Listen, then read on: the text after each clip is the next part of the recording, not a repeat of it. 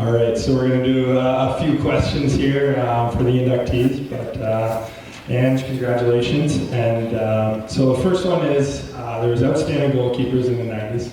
In 96, you didn't let in a goal in the entire season. What were your memories from that year? Yeah, it was a special year. You know, there was a group of us that had come in kind of at a turning point for the program. There were a couple rough years there, just as everybody was kind of getting their feet underneath them. But by our third year, like there was always such a fierce rivalry with Tau, and our third year losing in a beyond double overtime. Well, actually, it was double overtime shootout. And came down to like the 9th, 10th shooter, and kind of after that point, just a very determined focus amongst those returners, including Lana North, Lana Burns, as she's known. But her, Raylene Baggs, the two of them and myself, we had come in and put in the years together, and then just a tremendous support staff with the trainers, with and the players that we had. It was a competitive group and just very determined to have success that year. As the season went on, and it had been a goal not to concede goals pretty much since my second year with Laura and Janice, the coaches. But we every game was just kind of like, okay, there's another one down, check. But yeah, so it was an exciting time and just a very cohesive group. You've managed to stay in the sport since graduating from Acadia, really promoting soccer in the Valley. What has the sport meant to you?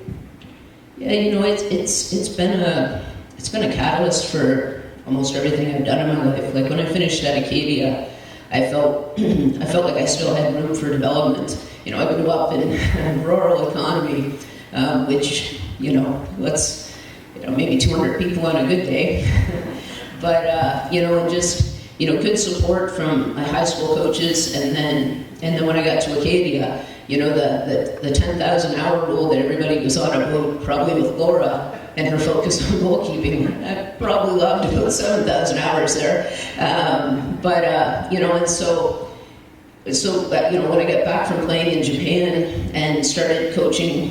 Well, first in Maine and then NCAA D1 for 12 years.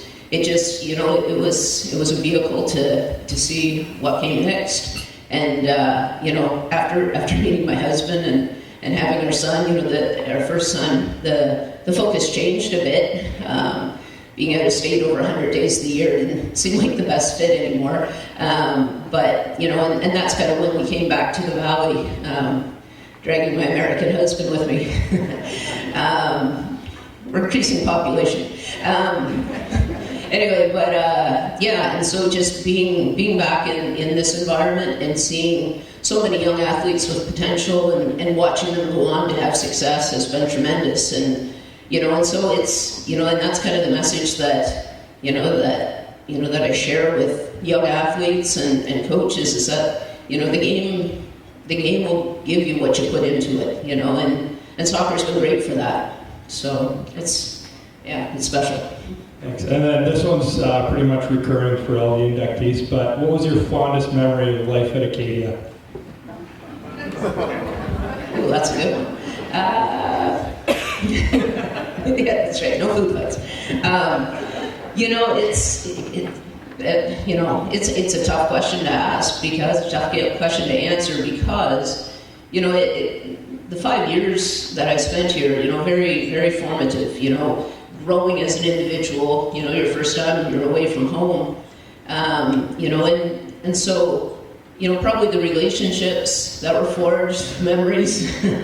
Both on the practice and game field, and then even just the interactions in day-to-day life. I mean, it's a tremendous place to attend university, with the small town feel. And it's funny, like when I go away, and was living elsewhere, when I'd come home, as much as economy was my true home, this was very much my second home. And, when we were thinking about where we wanted to live, this was a logical fit. good place to raise a family for sure. Well, thank you very much, and congratulations.